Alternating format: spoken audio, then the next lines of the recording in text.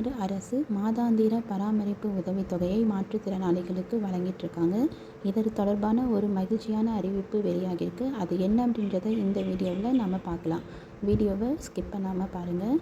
தமிழ்நாடு அரசின் கீழ் மாதந்தோறும் பராமரிப்பு உதவித்தொகை பெற்று வரக்கூடிய மாற்றுத்திறனாளிகளின் விவரங்களை கண்டறிந்து அதில் இறந்த பயனாளிகளை கண்டறிந்து PNEGA மூலமாக சரிபார்க்கப்பட்டு ஒப்பிட்டு அதன் பிறகு அவர்களுடைய பராமரிப்பு உதவித்தொகையை நிறுத்தம் செய்து தகுதியான பயனாளிகளுக்கு மட்டுமே மாற்றுத்திறனாளிகள் நல ஆணையகத்தால் நேரடியாக பயனாளிகளின் வங்கிக் கணக்கில் பிரதி மாதம் 5ஆம் தேதி அன்று வரவு வைக்கப்படுது.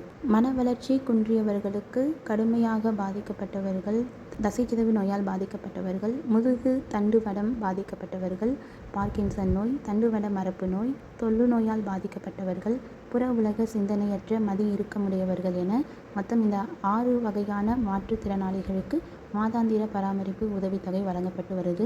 இவங்க இதற்கு வாழ்நாள் சான்று சமர்ப்பிக்க வேண்டிய நிலை இருந்துச்சு.